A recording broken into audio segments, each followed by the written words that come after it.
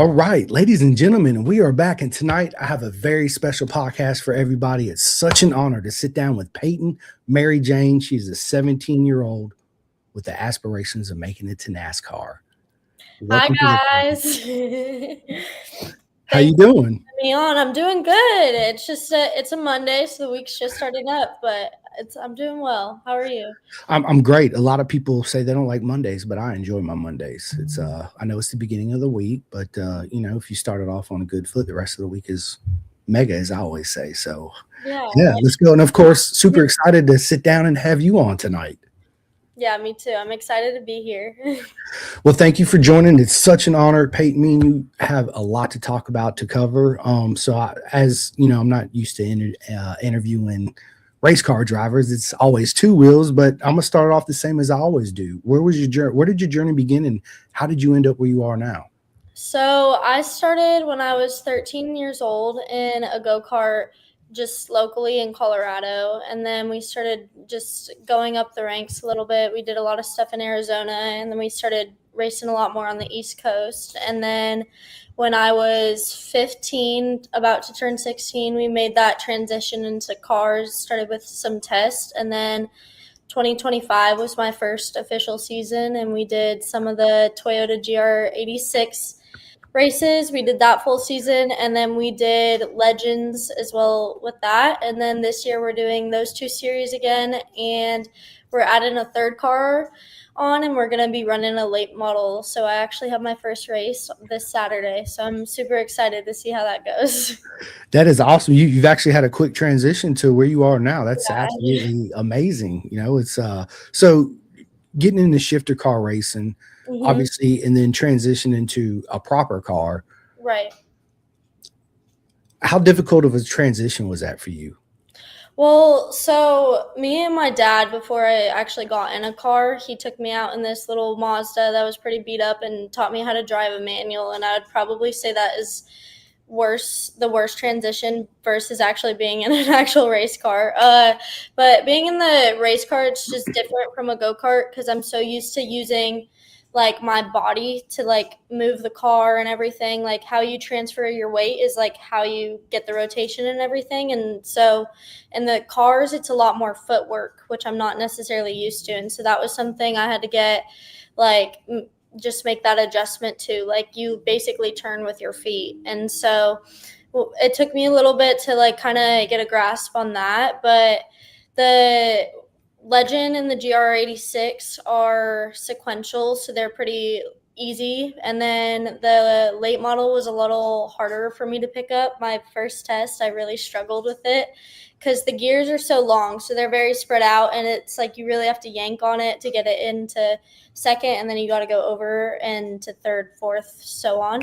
So that was just something that like I struggled with that very first day. But then once I got a little more seat time, it came like a second nature a little bit. I still have a little more work to do with it. But yeah, I wouldn't say it's much different. It's just like the techniques and how you drive from karts to cars is a little different, but in road course to oval racing too.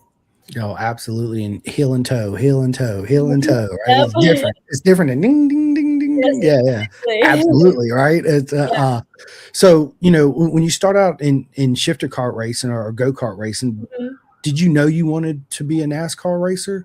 Yeah, so that's what I started go-karting. So I was like telling my parents that I wanted to be a NASCAR driver, and we're like, okay, yeah, me too. Like, it's like, but how do we even get started into that? And so we had some buddies that had a go-kart, and so we kind of talked with them like about how to get one, and then we just did the local stuff. But like honestly, we had no idea what type of world this is getting into it, because like I was like in fourth grade when I made my decision that this is what I want to do the rest of my life. So, and I came from cheer and dance, so my parents thought I was crazy when I said I wanted to be a race car driver. But I love it. You knew at an early age this is what you wanted to do, and I love it. That's absolutely amazing, and absolutely, you was the 2024 Padholder Super Cup 100cc Junior Cup champ too. yeah. Yeah, tell us about that season. So that was so I work with Aaron Nellington, and he's kind of my karting guy that I've gone through the steps with, and he's like, "Hey, I have my own team. We're going to run this like series." And so we went to like Canada and Washington, and there was like a race in Oregon, so maybe Seattle, so just like some other places. And so we were doing that, and it was like I showed up and like I didn't really know what to expect, but then like I qualified on the pole, and then the next race I was qualifying on the pole, and like so I was starting to win races, and like just that gave me such like an adrenaline rush, and like I was like I just want to go after it more. And like just being able to like lead and kind of race from the front instead of like racing like that mid pack, I feel like gives you so much more experience, so that when you go to like Super Nats is the biggest race of the year, for example. And so we showed up after I won that championship, and I qualified P5 at that race. And like that was like a game changer for me, because the year before I was like just trying to get to the main race, like I was in the LCQ, and so it was just like very eye-opening of like that experience. But that certain series where I won the championship, it wasn't all easy. Like my last race, there was another racer, and we were tied with points almost. He needed 3 points or something on the last day to win the championship. And that track, I was struggling so bad, and I just needed to finish in front of him, and like then I would have it. And like I just didn't have the pace that weekend at that certain track, and like so I was just going after it and like trying to figure it all out. But there's also like politics within the series and everything, but like I think that was the most fun I've had, because it's like when you're racing for the win versus like eighth place, like it's so much different. It's like you have to be literally perfect, and like sometimes I made those mistakes and I would finish second, and like I'd still be happy, but it's like if I just didn't do that one thing, it's like I could have been standing on that top step. So And I'm gonna tell you right now, you broke a lot of hearts. All them boys out there were mad that you won that championship. They're like, yeah. I got beat by a girl, right? And Right. so, you know, let's talk about that for a minute. Mm-hmm. The stigmata of women in racing, right? I fully embrace it, as everybody knows. I talk about it all the time. Mm-hmm. Do you girls in your sport get the same ego, like this is a man sport?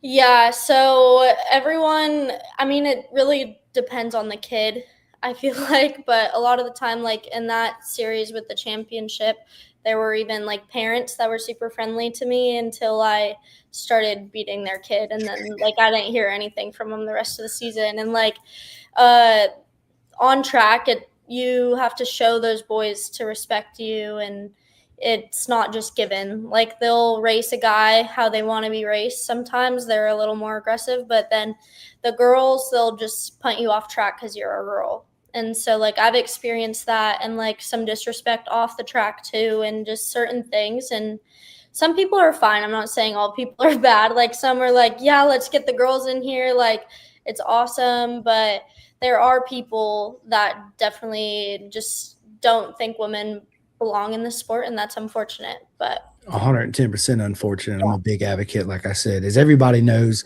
me. I get girls on here all the time, especially with the BTR, right? I'm a huge fan. They definitely, you belong in this sport, 110%.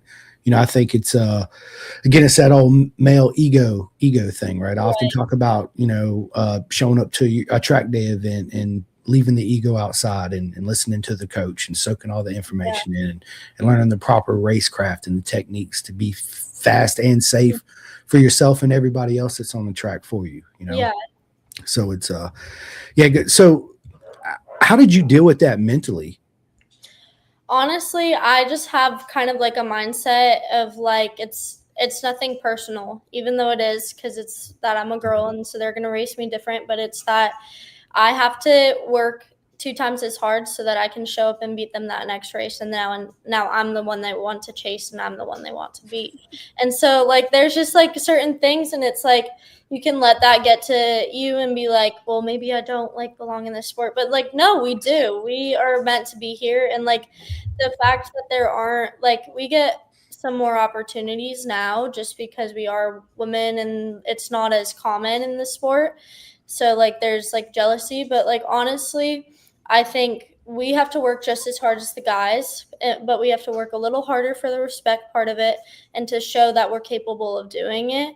But we can run the same times as the guys can. So that doesn't mean that we should or shouldn't be in the sport. And I think that there should honestly be more women in the sport because I think we bring something else to the table that not all guys do. 110% agree with everything you just said. To me, I'm gonna use reference to motorcycles because this is what I know. Yeah. When I see my girlfriends get on the motorcycles and out there on the racetrack, the difference between them and us is how smooth they are naturally. I mean, they're Right. just so naturally smooth at everything. Where we're super aggressive. Got to grab the bull by the horns and ride it and twist it and make it Yeah. do what we want to do, bend it to our will. Where you women will get out there and it's just like do do do do do do. You just make it look so easy, and I'm like, this is insane. It's yeah. So you just bring a different element to the game altogether, and it's Mhm. great to see it in the paddock, cars and bikes. Right? Yes, let's go. Right. I love it. I love it.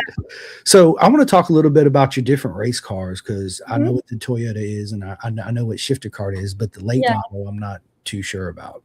So the late model is a stock car, and I'm in a late model limited right now. And so honestly, I don't know as much as I should about the cars, but um, they run on shorter tracks. So the late model is a great transition step from the late models to the ARCA car. So once you get into like a pro or some of the higher speed cars, it helps that transition. And then the ARCA cars run on smaller and bigger tracks.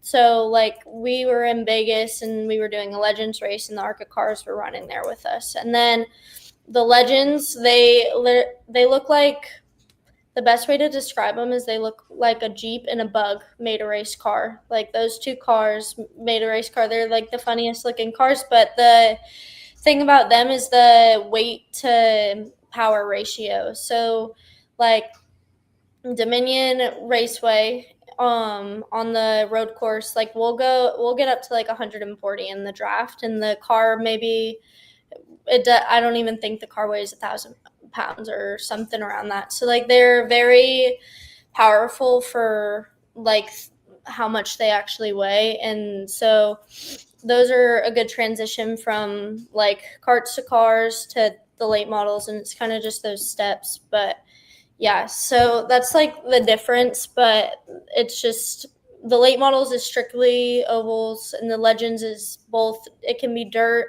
can be ovals, and it can be road course as well. So I was gonna say, so that you sent me a picture when you described that's that I seen that car you driving, and that was on a short circuit dirt track mhm. too as well.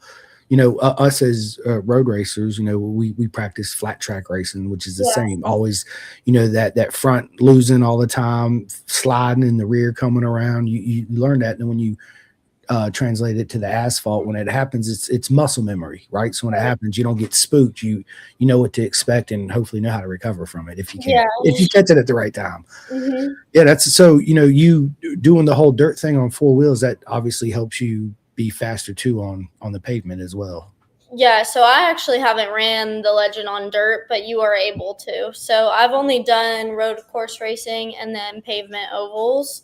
Um, I think the dirt would be fun, but I honestly have no interest in any type of dirt racing. I just think that's a completely different world in itself. I think like the Chili Bowl, if you've ever watched that in Tulsa, it's just like insane racing. And I don't know if I could do it. So road course, do you like the oval or the road course is better? People ask me this question all the time, and I never have an answer, honestly. So You love they're, them both. yeah, exactly. They're different styles, and so you drive them both different and everything. But I think the racecraft is what makes it so different. Like, I enjoy the road course stuff because that's what I come from, but I like the racing a little more on the oval just because it's such a like smaller track, and so there's a lot more action. Where the road course, we get a lot more spread out, and so you're just chasing down that like person in front of you, and like draft can pull them away and stuff. But I don't know. I like both worlds, and I don't know if I have a favorite. But I mean, NASCAR is getting a little more into the road course stuff too, so you get a little bit of both worlds, and so I think it's good to know both skills. Yeah, I agree. I've been to a NASCAR race. It was absolutely amazing. I'm just not a Mhm. type of person to sit down and watch it on TV Yeah, unless they're on the road course. I've just never really been a big fan of ovals and cars. right. All my family members are diehard NASCAR fans. And every once in a while, I watch it on TV, and I tell them all the time, I'm like, look, it takes so much talent and skill to do what they're doing right now on Mhm. that oval track, right? But it's different when you're there at the race because you feel the power and the wind and the speed, and of Mhm. course, everybody around you is drunk, right? So it's a great time. Yeah. Um, but it still takes a lot of skill to do that in the oval course, Mhm. especially for 500 laps or Right. 250 laps or whatever. And then pit stops come into play. So the racing you do now, are you required to do pit stops too as well? So the GR Cup, we can do pit stops, but it's not like a mandatory thing, and it's not like we're going in to get like new tires or anything. It's more if there's like something mechanically wrong, or like the body works. Like if there's something wrong with the car, you can pull in and go back out on the track. But the late models and legends, no, you just stay out there the whole time unless you crash, and then they'll under caution you're allowed to go into a hot pit and fix whatever it is and then come back on track. But if the you get 2 laps in the hot pit, and if they've completed the 2 laps, then you're DNF, so you can't go back out and race. But no, we don't do a hot pit very often in the racing, so or pit stops, yeah. Why don't you run me through a typical race weekend? And what car? That's a good question, right? Maybe I should have thought about that. Okay, run me through a race weekend in the Toyota. Okay, so we normally show up on Tuesday. So we'll fly in, drive where depends on the location, and we'll do a track walk that night.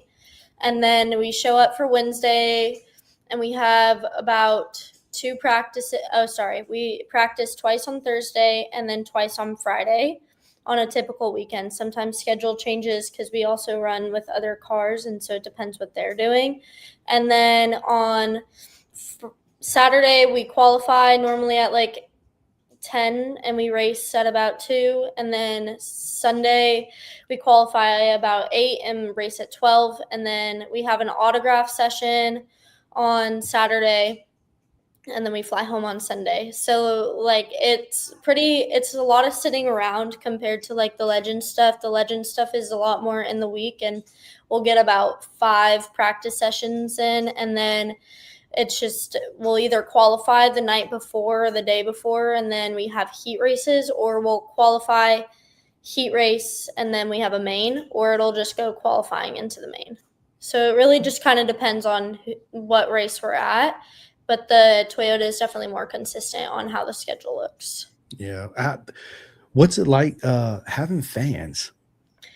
Honestly, like I never thought I would like really have like a fan, like the first time I signed an autograph was I was at the karting track, and this kid handed me his hat, and he's like, "Will you sign it?" And I was like, "Are you sure? Do you want me to really sign it?" I was like, "I'm gonna ruin your hat," but like honestly, it's so cool, and just like the impact you make, especially at the Toyota races, because a lot of the legend stuff we don't do like autograph sessions or anything, but there will be like little girls coming up through the lines, and I have these little bears and like rubber duckies with my like logo on them, that I'll give out to the little kids, and then like they're just very interactive, and like I had this girl in Sebring come and bring me like her shirt, and she was like on this page in a magazine, and like they had seen me on Instagram, and like just showed up and like brought it to me, and like that, like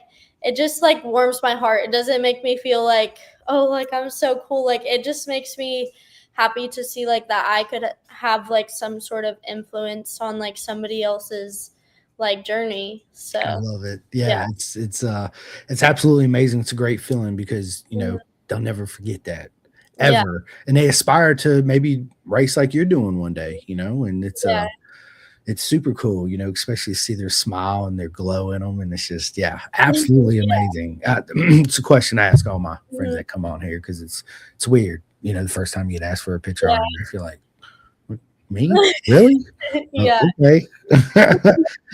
I kind of shy away from, like, on the inside, I'm kind of screaming like, "Why? I know. What?" Oh, that's awesome. So Yeah. you're running 3 different series, so you're super busy, yeah, Yes. right? On with school and juggling meal prep and all these things in Yeah. between. So your typical season coming up with Mhm. running 3 different classes, run me through how all this works.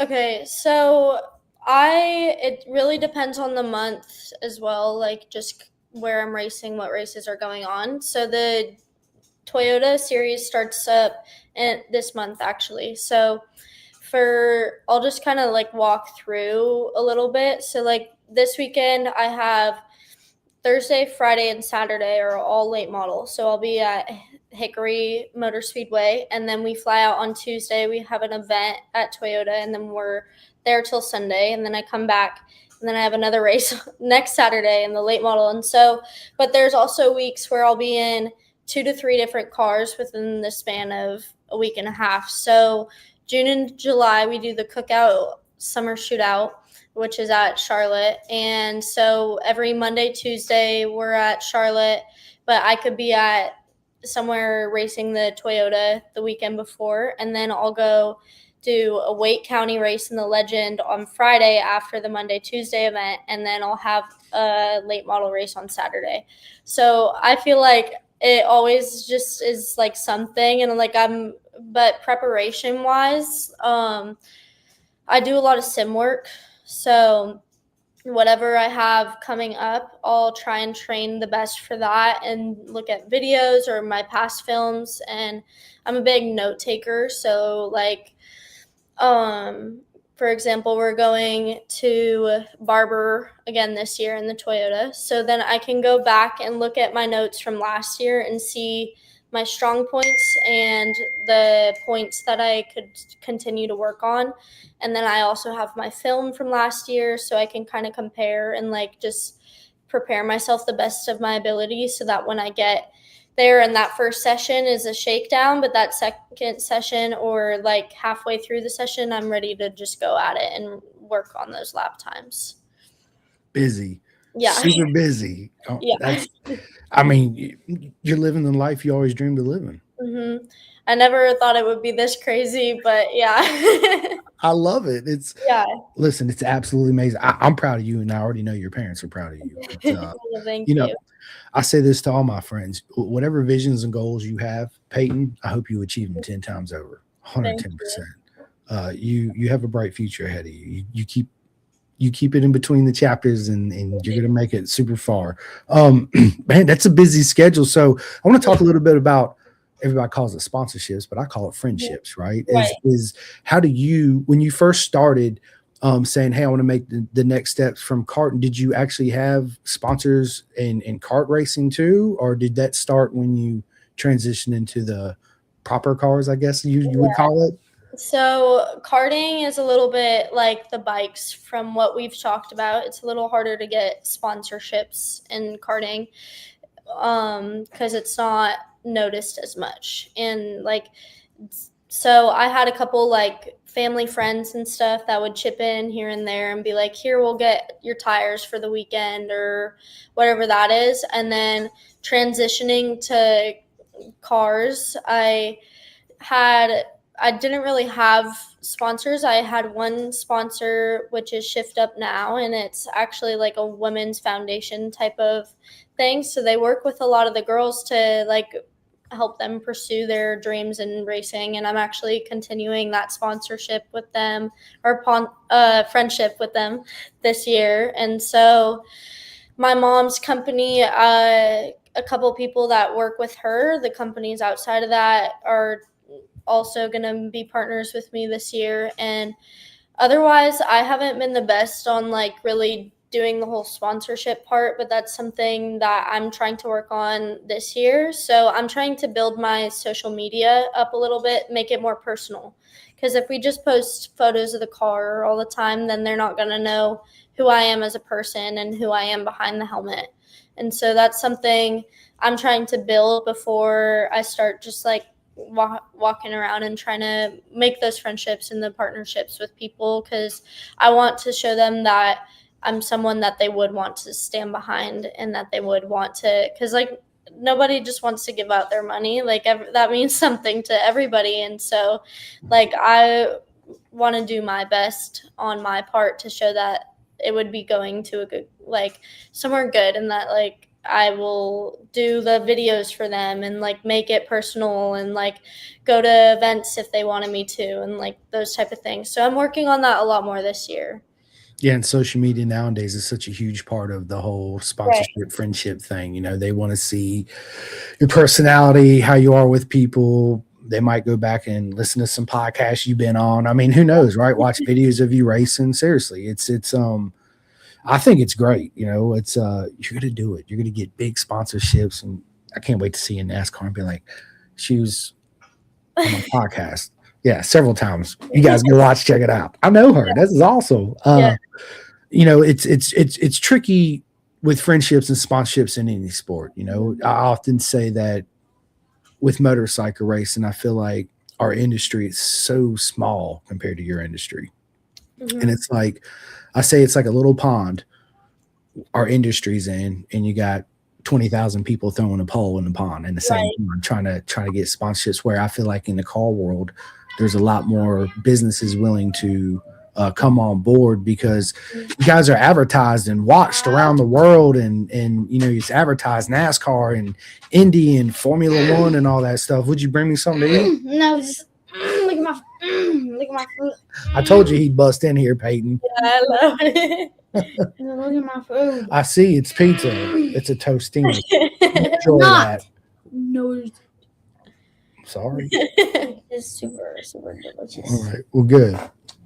Go enjoy your pizza, buddy. No, I don't want none. Seriously. Too bad, No, get one. no, I don't want one. No, I ate. I'm good. Appreciate you. I'll deal with you after this. I Nah. remember that. You just wait one day. That's all I'm gonna say. Yeah, You I just wait know. one day.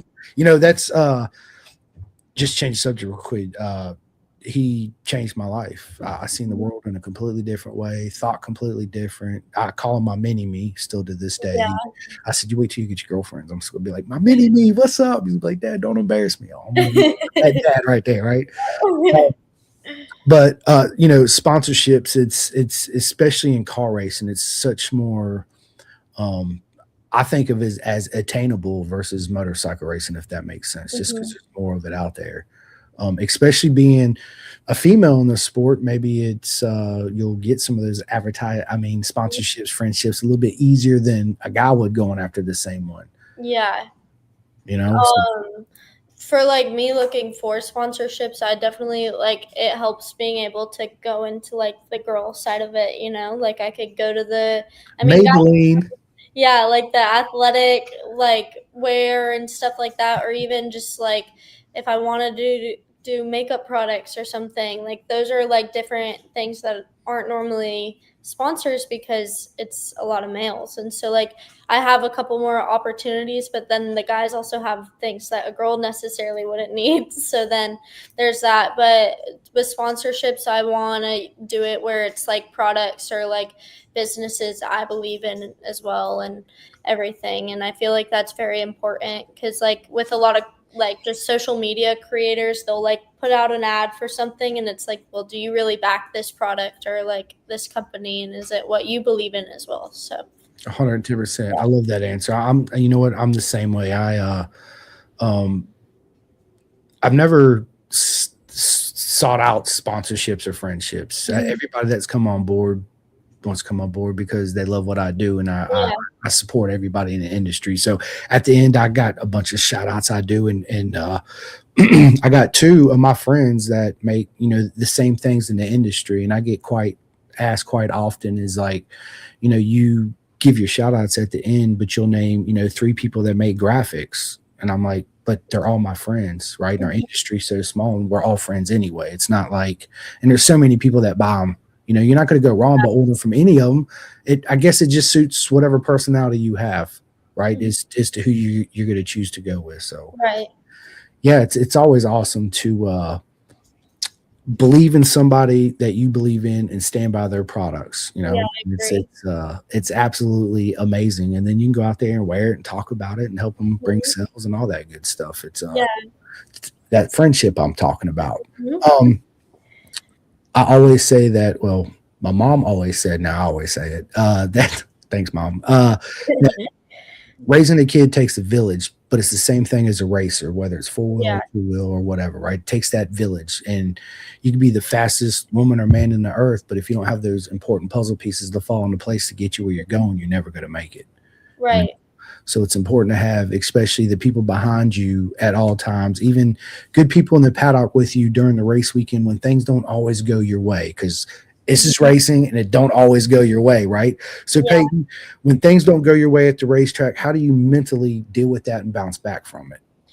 Honestly, I'm like, and my parents and people like teammates and stuff would say this about me too, I believe. And like, I'm very positive. And so, like, I try and keep it as upbeat. Like, I could do something that ruined my race, or like someone could do something to me, but it's always like it could be 80-20. It's never 100% one way or the other. And so, like, a part of it is always on you, and even if it's more on somebody else. But I like to come off the track and point out what I could have done differently. But after that, I don't sit and just like be upset about it. And that's just kind of how I work as a person. I don't feel like it does me much good to like just sit there and be upset. Like, we have another race, and so what can I prepare and what can I work on and what can I learn from this so that that doesn't happen in my next race, and how can I like just succeed, you know? And so I don't like to just always look at like the negative side and be like, oh dang, like I didn't finish this race. It's like, no, I had an opportunity to learn today and grow, and so we're going to come back the next race and we're going to be stronger, and that won't happen to us again. So We're gonna kick your boys' butts. yeah, exactly. So that's always like my thing about it. Like, I try and be as positive and upbeat about it, and like sometimes I am mad, and like I can be mad at myself and I can be mad at another driver, and I'll like I'll either have to go have a nice chat with them, or I'll just like calm myself down and be like, okay, like I'm fine. But like it just really depends on what happens. But most of the time I'm pretty upbeat and positive about it, because I feel like there's always another opportunity, and every mistake you make or whatever, it like helps you learn. And if you didn't make those, you wouldn't learn and you wouldn't grow. So. You wouldn't 110%. I was going to say, if you're not there on the track pushing and maybe throw it in the wall once or twice, you're never going to learn, right? Exactly. You know, I think it's very important to push yourself on the track, but also mentally too, as well, to be as prepared as you can to be out there. Yeah, that's also, you know, I often ask my friend, especially in two-wheel racing, right? Is it hard for you to separate your friendship with your fellow racers versus on the track versus off the track?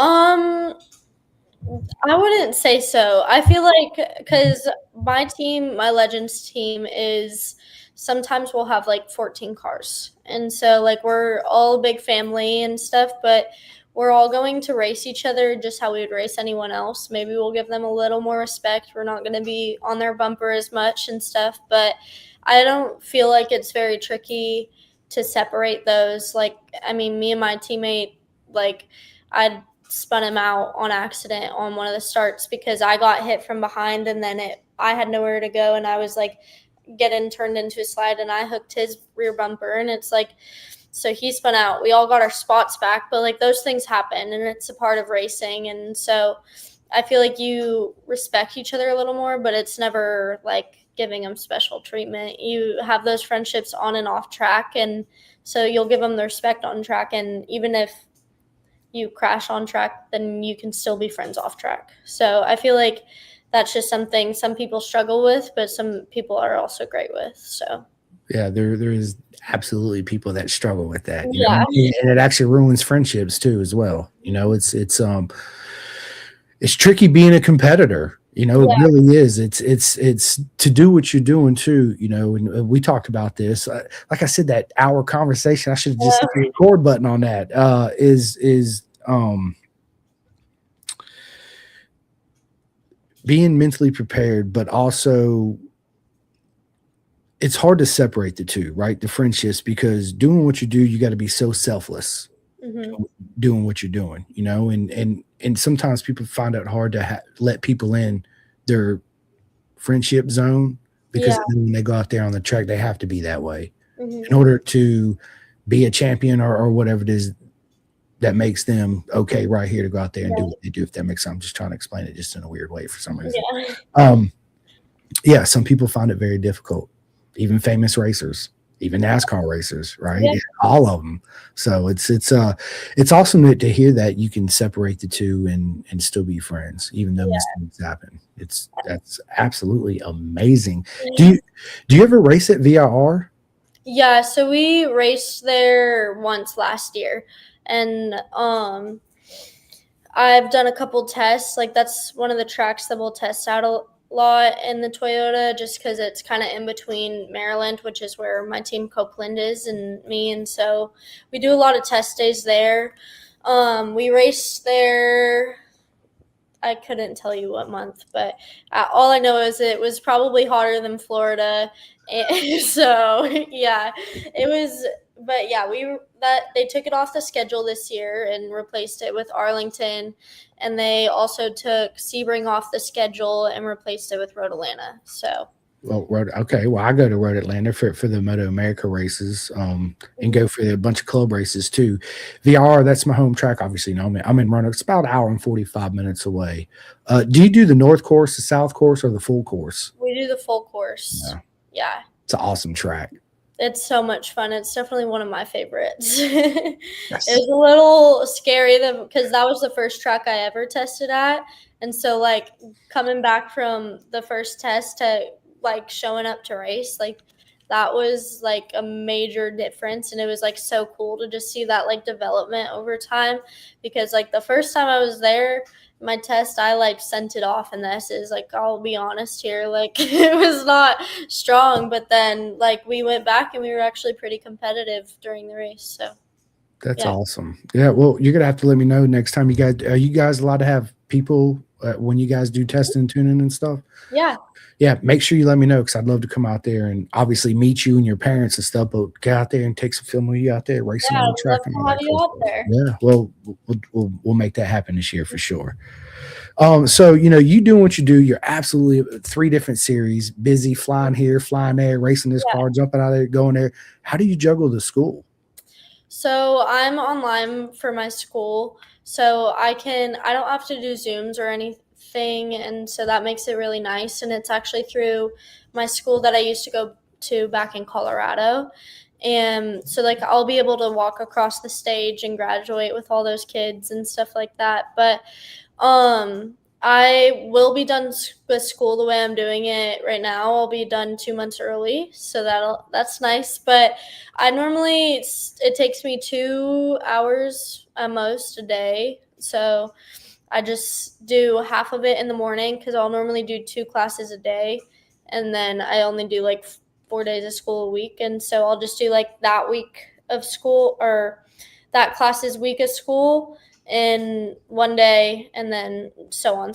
But so I'll do my 1 class in the morning and then 1 class at the evening, and me and my mom will just sit and watch some TV, and I'll just do my school. So I fit it in where I can, and the Toyota stuff has a lot of downtime, so I'll even do my school there or on the flights.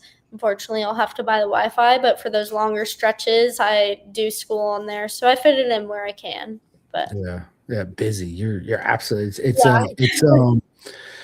It's finding that correct balance where you can still do everything you need to do and still find time for yourself. Right. Because it's important to find time for yourself to relax, whatever it is, whether you want to go on a jog, play with your dog, whatever it is, right? I feel like a lot of times when you get into doing what you're doing, especially when you're just so hyper focused on doing it, everything else falls to the side, right? And you don't get to enjoy yourself. And I feel like if you do take that time to enjoy yourself, it makes you a more happier person and faster on the track, if that makes sense, just because you're happy, Yeah, no, I agree. yeah, being just like, I'm just so busy, I can't even freaking make a sandwich, right? Like, it's, I don't like feeling that way at all. I get anxiety would drive me absolutely insane. Yeah, no, like I got burnout once in karting, and so that's kind of where I learned my lesson because I was just so busy. It was like I don't even think I was home for like probably a full month. We were just doing a race here and then flying across the country doing a race there, and like I just got so burnt out and like I wasn't even enjoying it, and so like I don't want that. And so it's like you got to find a balance of like even if it's 10 minutes in the morning or 10 minutes before you go to bed, like I think that time is very important just to like kind of like do what you want to do and like just like recollect, I guess, instead of just being like 1,000 miles per hour all the time. Makes life hectic for sure when you're just go go go go go. It's hard to breathe. I need to breathe, right? Yeah, it's yeah, absolutely amazing. So you got a busy schedule this year, racing 3 series. That's a lot. Do you have a fallback plan? I know we talked about this off camera during our chat yesterday, but do you have a fallback plan in case NASCAR don't happen? Honestly, I think a lot of people give the answers like, no, this is my only like option. Like if I make a fallback plan, that means like I'm not believing in it. But I feel like it is important to have something to lean back on just because it is very hard to make it professionally in this sport. And it takes a lot of money. It takes a lot of time. And so I think it's important. I'm really into like nutrition and that type of thing. So maybe like sports medicine. But otherwise, I would study like accounting maybe just because, which is so like, I don't know, it's very different. No adrenaline from that, but it's all numbers. But my mom's company so they manufacture domes, switches. So like under your computer or your phone, it's a little metal switch, and so it makes that connection. But anyway, so my brother works for her and I could go through that path. But I mean, I'm trying my best to make something for myself. So yeah.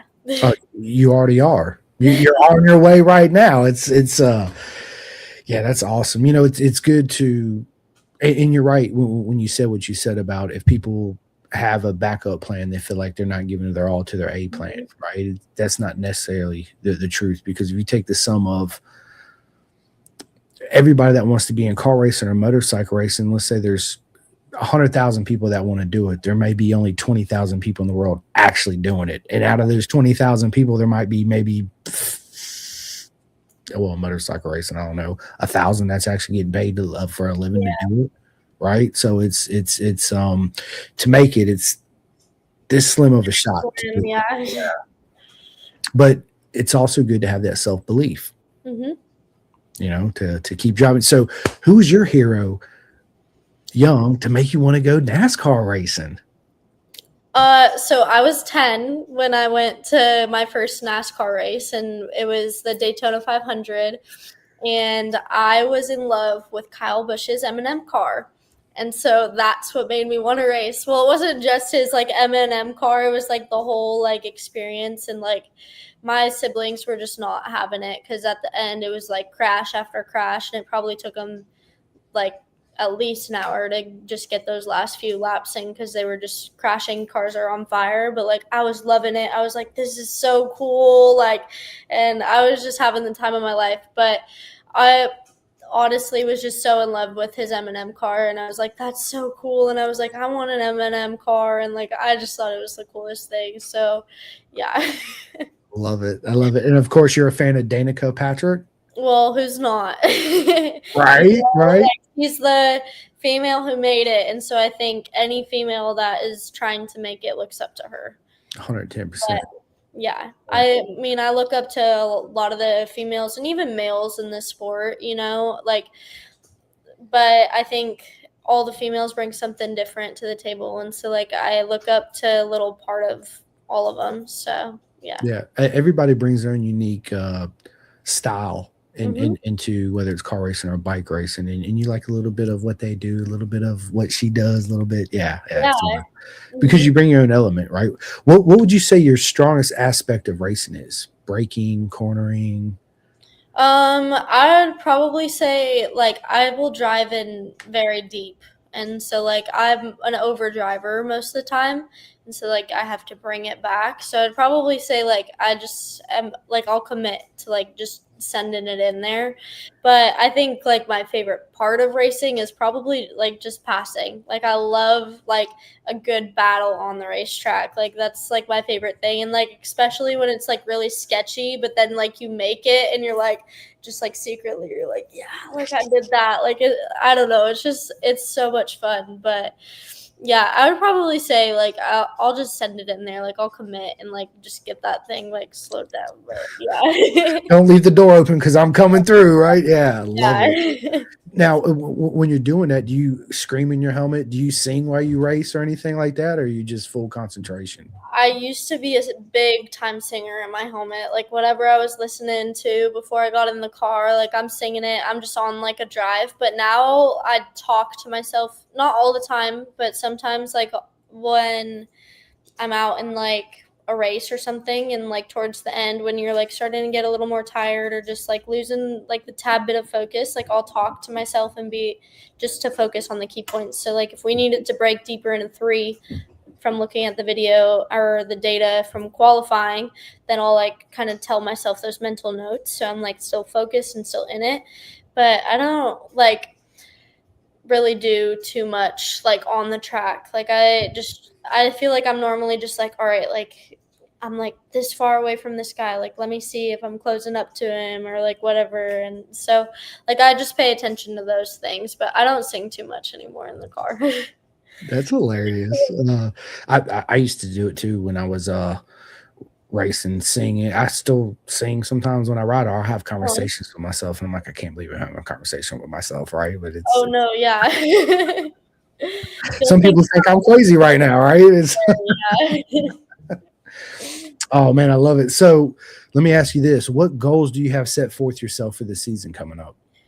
For this season, I would say to be pretty competitive in the Toyota GR86. Last year was like I thought I was gonna go in there and be like this big like time stud and like show everyone up, and that was not the case. It was a big learning experience, and like towards that we would start off the season being 5 seconds off was my first race of qualifying like time pace, and towards the end it was 1.5. And then this last test we did, I have a really fast driver under my tent, and I was a second off of him. And so like it was just like closing that gap, and that kind of like makes me really excited for this season. So I just hope to be competitive in that, and the legend stuff, like I just want to enjoy and like work on some of the things we've been trying to work on this past year. And then the late model, I don't really know what to expect because I am having my first race, but based off of the test and how the team's been like talking and stuff, like I think it'll be a good year for us. And so I just want to enjoy the development process of it and like just take everything in. But I think I just like really want to be competitive, and like I just want to like dig a little deeper than I did last year and just like really go after it. Like I did last year too, but like just keep going, you know? And you will, 110% Yeah. you will. Yeah, that's fantastic. Well, look, Mhm. we're almost an hour into this already. I told you Wow. it's gonna go by quick. It always does when we're having fun. Yeah, I'm super excited about your season this year. Where can people watch it? Is it televised? Yeah, so a lot of the races are streamed. So the legend stuff and the late model stuff, a lot of it is on Flow Racing. And then the Toyota stuff is all streamed on YouTube. So that's like you can find most of it there. And on my Instagram too, we normally post the links on my story or something, how you can watch it and like what times and stuff too. So yeah, I love it's it. all pretty accessible. I'm definitely going to be tuning in this season for sure. Who would you say your biggest competitor is this season? Oh, I honestly have no idea. Like, I feel like because every race there's somebody new, and so there's always people that it's like their home track, and so they came to this race. I don't know if this is the answer you're looking for, but my answer that I have is my biggest competitor is honestly like myself last year, and just like kind of like seeing what improvements I can make. And it's like, well, if I ran like this last year, like I'm gonna run this year, and like stuff like that. I feel like you're always just trying to beat yourself, and yeah, you can chase after someone on the track, but you never know what equipment they got or like those type of things. And like, yeah, you want to beat them too, but like I think the biggest person you want to beat is yourself. So 100%. yeah, No, I love the answer. I think it's great. So I'm my worst own critic, and you always want to self improve. Like I want to be right. better every day, right? It's important to me. Absolutely. I love it. Great answer. Yes. Thank you. Yes, that's absolutely. Let's talk about snowboarding, right? That's something we had talked Yeah. about. I'm a huge fan of snowboarding. We talked about when I a couple times knocked myself out, but you coming from Colorado, snowboarding was off big for me back then too as well. But you said you actually did competition in snowboarding too. Yeah, so I didn't do many, but I was on a board since I was about 2 years old. And so I was just kind of like grew up doing that. And there was like one that I haven't been able to do, but I still would like to. And it's more meant for snowboarders than like skiers. Instead of like just doing the moguls. So I don't even know how to describe it, but it's just like big S's basically. And so like I did like the training part of it, but I wasn't there for the actual race. But I did like a pond skim, and it's like you try and make it across the water to like the other side. So you hit this jump, or you can go on the side, go across the water. And then I did a couple of like the mogul races, but that you're just competing against skiers, so it's not the fun like the fairest. But yeah, so I did a couple here and there. I wasn't like super competitive in it by any means, but if I was there and there was something going on, I would participate. So yeah, Unfortunately, there's no snowboarding here in North Carolina. yeah, I know. It don't snow enough, but you can't go to snowshoe out here and do it, man. I haven't been there in a long time. I definitely want to go back to go snowboard. That's something my son has never done. So Mhm. I definitely look forward to taking to that for sure. Yeah. Let me ask you this. Tell us something we don't know about you at all. Um, Probably I like to craft. Like I'll tell people that and they're very shocked. And so like I like to craft and I like to do line dancing. I'm not very good. I know like a couple songs here and there. Um but or like I love to dance. Like a song's playing, I'm at the grocery store, like I'll just be dancing. Like it's just my jam. But yeah. I I would love it. say people are most shocked when I'm like, yeah, I like to craft. They're like, oh, yeah, wouldn't expect that from you. What kind of things do you like to craft? Well, I like to make like picture books, or like I like to write people notes. And like I made for one of my boyfriend, I made him like this wooden cutout of a car, and it was like a race car. I think it was like a Porsche or something. And then I like put all these pictures on it and like stuff. And I let bedazzling is a really big thing in the girl world right now, and so Yeah. like I've been doing that on the off season. That was like kind of my hobby. Like I have an aquaphor tube that I carry around, and I did the lid of it. People always joke about it, but I'm like, I don't, it's an accessory at this point, so why not make it look cute? I love it. Yeah. Dogs or cats? So I used to have two cats, and then once I started racing a lot, they just got mad at me, and they were just not being the best pets. So my parents got rid of them. But then my mom has a Frenchie, so we have Hank, and then they got me a Frenchie once they got rid of my cats. So I have a long-haired French bulldog, and his name is Luigi. And Love then it. we have two Dutch Shepherds. So we have Dox and Diesel. So we have four dogs, but I've been trying to convince my mom to let me get a little cat here. So yeah, Come on, mom. We got to get her a cat. Let's go, right? let's do it. I tricked her one time because I'm out here by myself a good portion, and she was home, and I like sent her this photo of me with this cat, and I was like, I brought it home, and then like I was on the phone with her, and like I kept like looking down, like pretending I had a cat, and like she didn't seem that mad. So like maybe I should just get one. But I think my dad would be a lot more mad than my mom would. But That's awesome. I got a dog. Her name's Princess Fiona, just like off the Shrek. That's awesome. We got her. She's a year and 3 months old, 4 months old now. Got her from the Angels of Sea. Yeah, she's so beautiful. I'll text you a picture. She's absolutely. I love the way she sleeps, straight on her back with her feet straight out. I love it. It's. Yeah, I've had a lot of dogs. Matter of fact, there's gonna be a lot of dogs waiting at the Rainbow Bridge for me when it's my time for sure. It's yeah, I'm a big animal lover. I'm a firm believer. If everybody had a dog in their life, this world would be a happier place. 100%. Dogs just make you happy, right? They teach you all about unconditional love, and I say it all the time. You know, they love you whether you're mad at them. They come right back. They just want your love, right?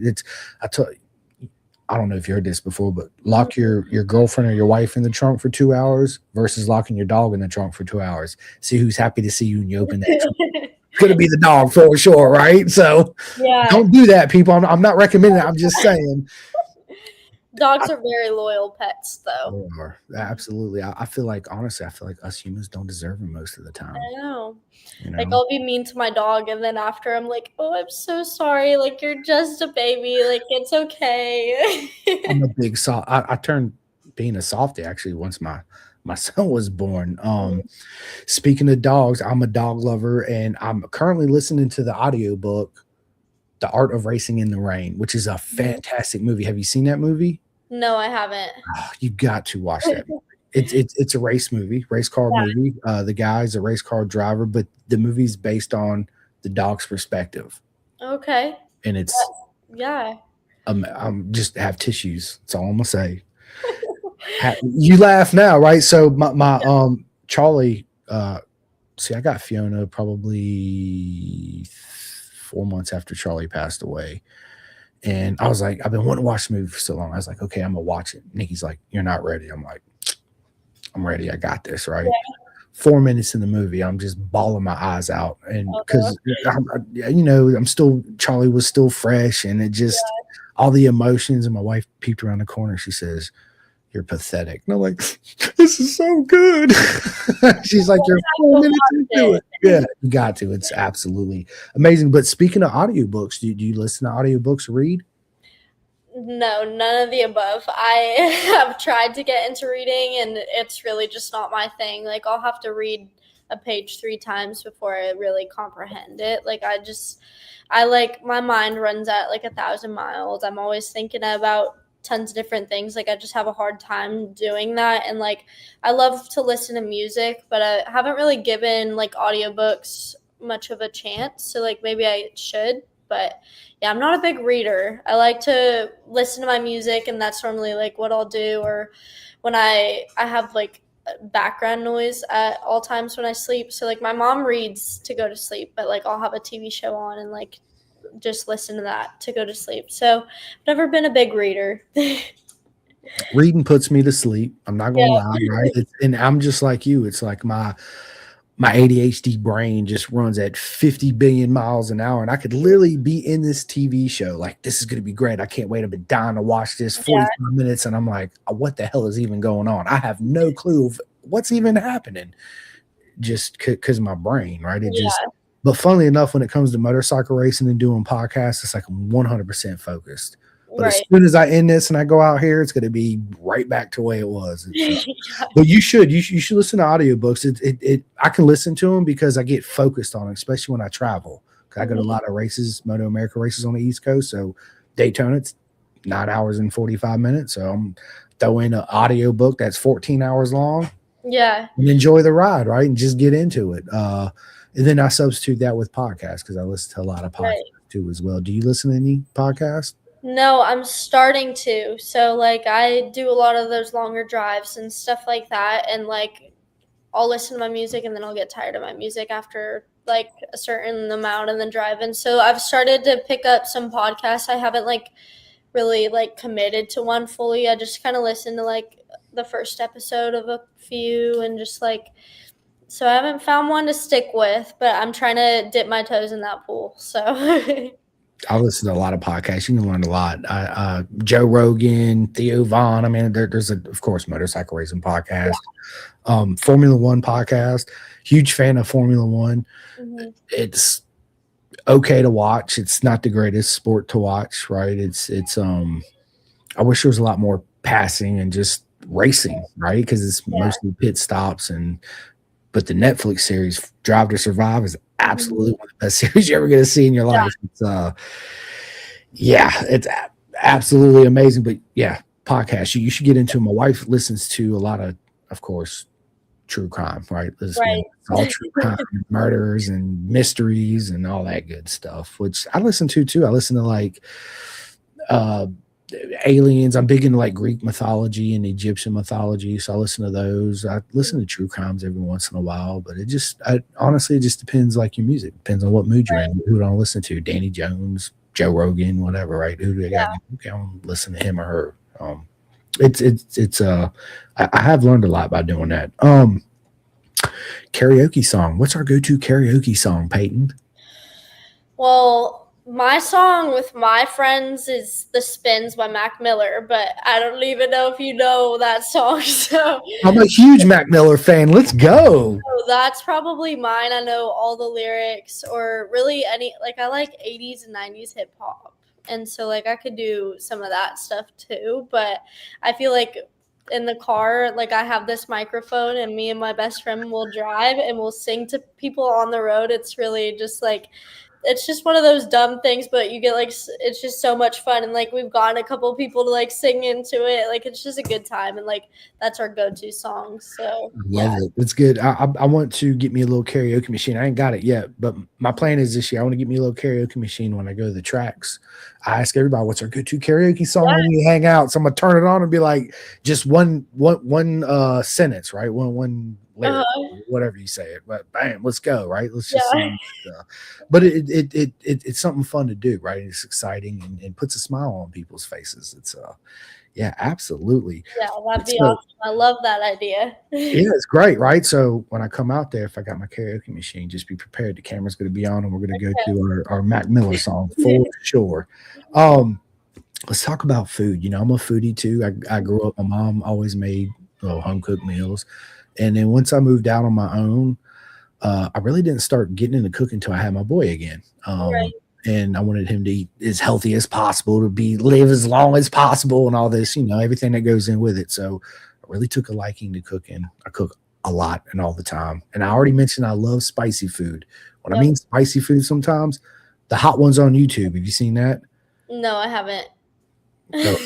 Girl, you're killing me right now. No, so the hot ones is this guy Sean. He interviews famous people, and he has 10 chicken wings from mild to 3 million Scoville. Oh, yes, I know what you're talking about. Yep. So the last dab is the last bottle of hot sauce, the 4 million, 3 million, whatever it is. Yeah, I got a couple bottles of that's good. I like hot stuff. I got to be in the mood though to eat super, super spicy. Right. But 9 times out of 10, I'm a habanero. Let's cut up some habaneros and make it good and spicy, So yeah. But you had mentioned as well as you like to cook too.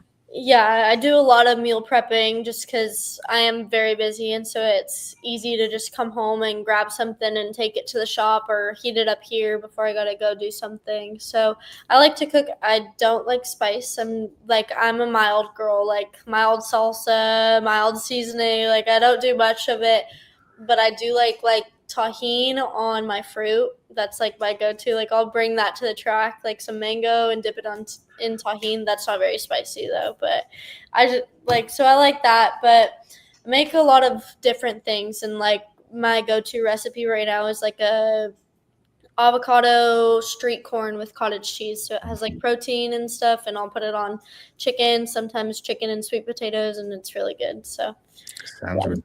I'm a huge avocado fan too myself, and mangoes. That's you just give me avocados and mangoes and a couple of limes and just leave me. I'm good. I'm good. It's my so my uncle married a girl from Thailand. Her name is Bon. And when she first came to the United States, it was the first time I had authentic Thai food. And I was absolutely head over heel in love. And then she made, can't believe I just forget the name of it, live on camera.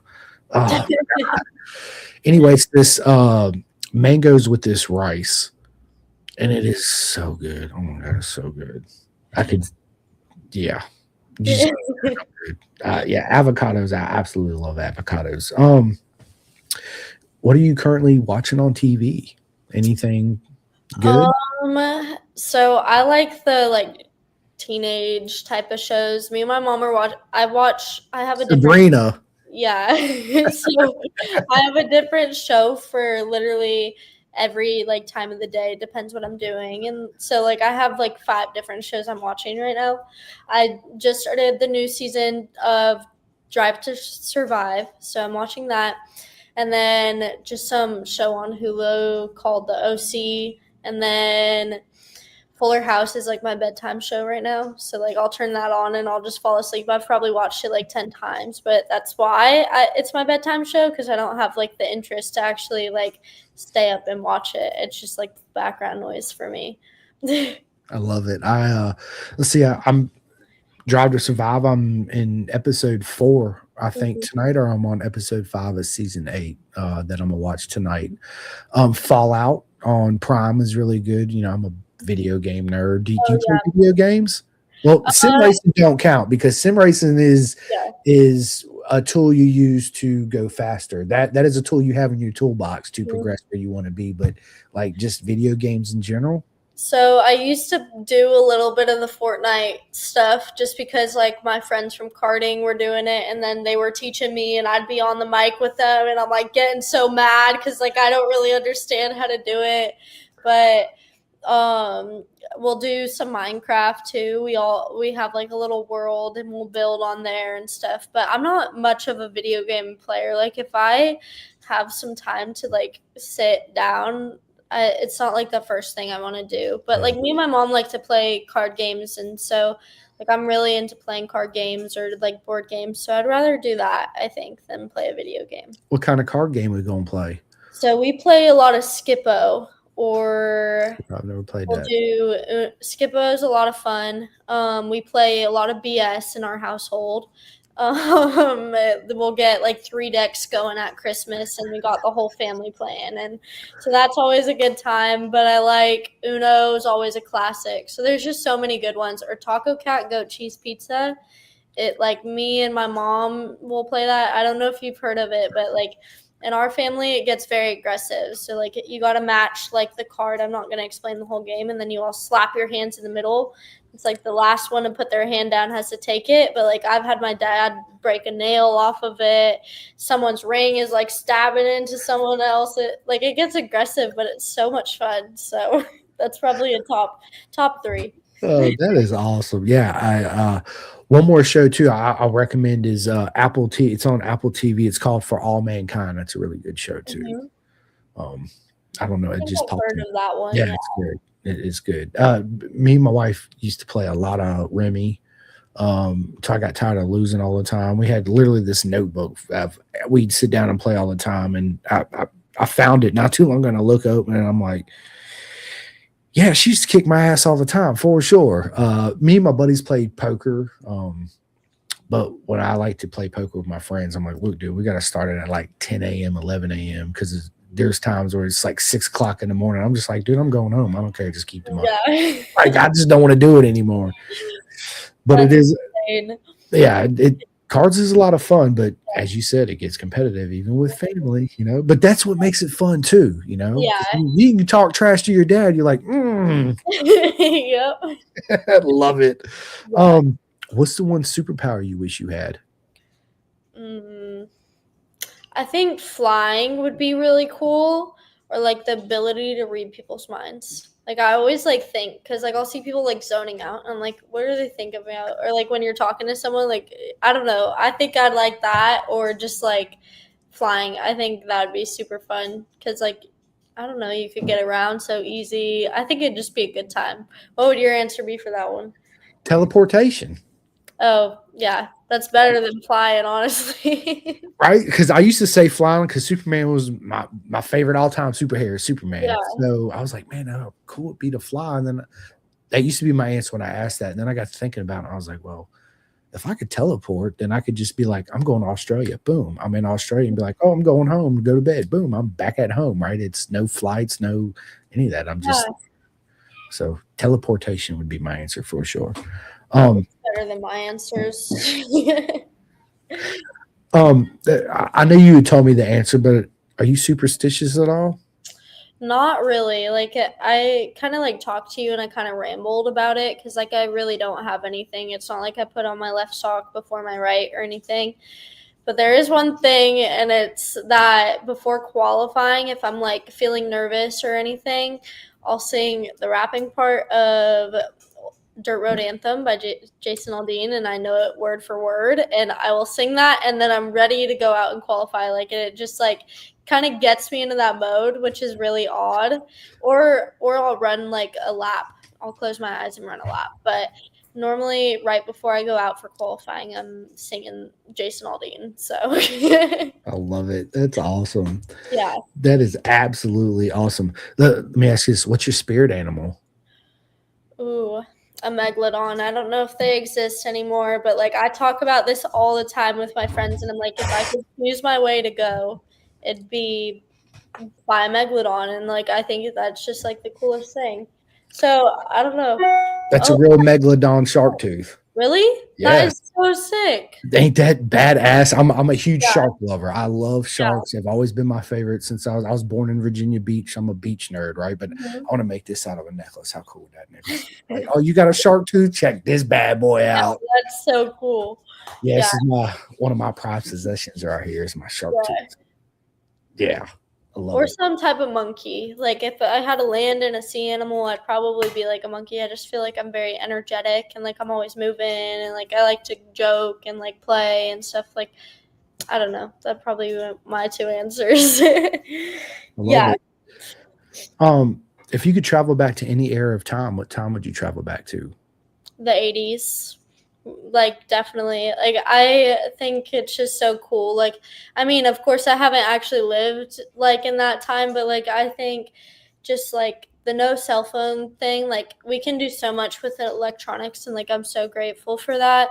But at the same time, I feel like kids were just like out more and like living a little bit more and everything, and like the roller skating and like the music and stuff like that. Like that's an era I would have loved to be a part of. Yeah, the human interaction for sure. It's today it's more like all the time these are here. Cell phones. You're right. Yeah, it's yeah, I feel you on that. 110%. 110%. But listen, Paityn, we're almost about an hour and 15 into this. This has been absolutely a proper mega good time. Thank you for coming on my podcast. It's such an honor. As always, I'll let you end the podcast, give all your shout outs where people can find on social media and all that. But first, I got to give out all my shout outs. And when we get done, just stay on with me for a minute so we can go ahead and schedule our next one. First thing that I always say is, if it wasn't for you, Paityn, and everybody coming on this podcast, everybody listening that hits those likes and subscribes, I would not be sitting in this chair doing this. So it's nothing but love to each and every single one of you, and I really appreciate it. You like these hearts right there, don't you? Yeah. Let's go. Big shout out to K-Tech Suspension. If you're not racing on K-Tech Suspension, what are you doing with your life? You need to get on that K-Tech, right? Big shout out to SFL Mini GP, Jersey, and South Florida. That's where most of our legends are coming out of, two-wheel racing. So this organization, SFL Mini GP, Paityn, it's so cool because you could take your son or your daughter or you yourself. All you do is register and show up. You don't have to have boots, gloves, helmets, leathers, a bike or nothing. They provide everything for you. So it's a no BS. Show up. You want to ride? Let's go, right? Yeah.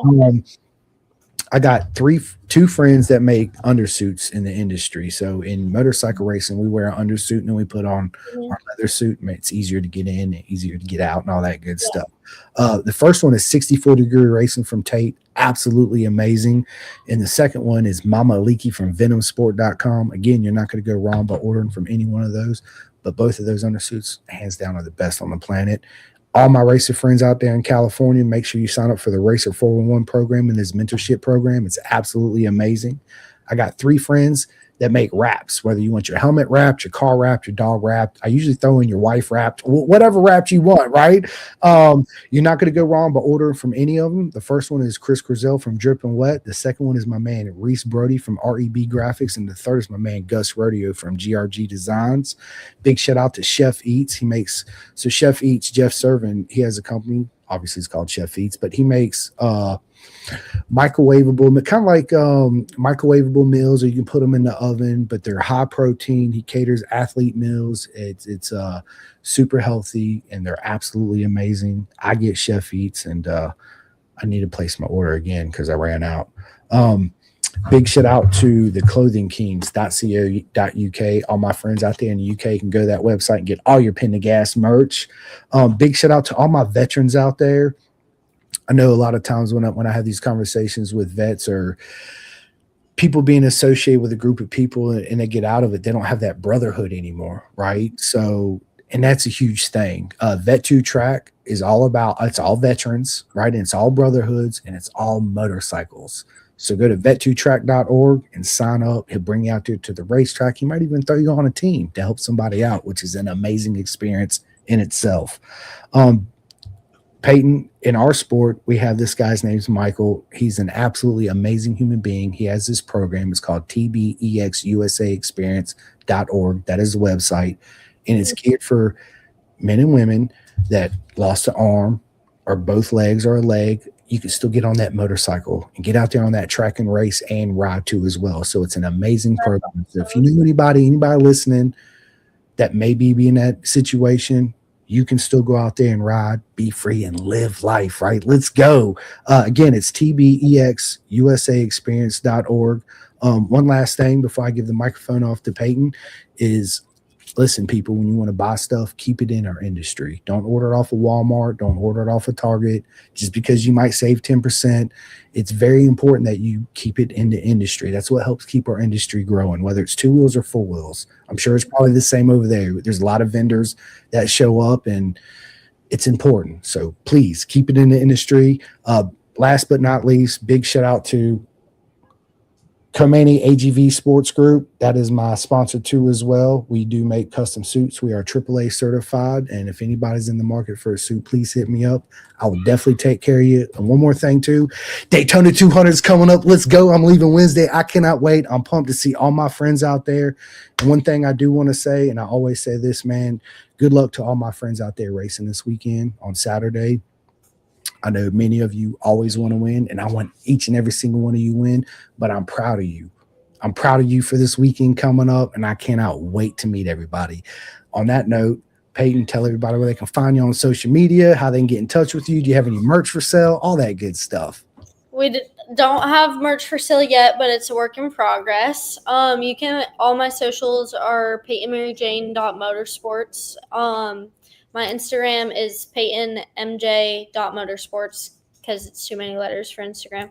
But all my socials are the same, and so you can find me and follow me and support the journey on there. But I'm so excited that I got to talk and be here on this podcast tonight. There's no better way I could have spent my Monday. Well, thank you. That's very kind. I'm sure other people disagree. No, I'm just joking. Listen, Paityn, it's been an absolute honor. I cannot wait for part 2. And you guys stay tuned. This episode will be out in about 30 minutes, Spotify, iHeart, and all that good stuff. And I will see all you at Daytona this Wednesday. Let's go. Paityn, is there anything you want to say before I end this? That's it. Thank you for having me. Listen, the honors are mine, and you guys and girls, be sure to show up to the racetrack. Show Paityn all that support in all her series. Yeah, 110%. I'd love to see you there. And you will for sure. All right, guys, we'll see you. Calling all two-wheel enthusiasts, get ready to rev up your earbuds with Pin the Gas Podcast, the ultimate motorcycle racing podcast, hosted by Chris Simcoe, one of our very own excellent leaders here in Roanoke, Virginia. With expert analysis, behind-the-scenes stories, and exclusive writer interviews, Pin the Gas Podcast delivers the adrenaline rush of the racetrack straight to your ears. Whether you're a diehard fan or a curious newcomer, you'll gain insights that will transform how you watch and understand motorcycle racing. On your favorite podcast app, join Simcoe as he takes you on a high-speed journey through the world of motorcycle racing. Pin the Gas Podcast.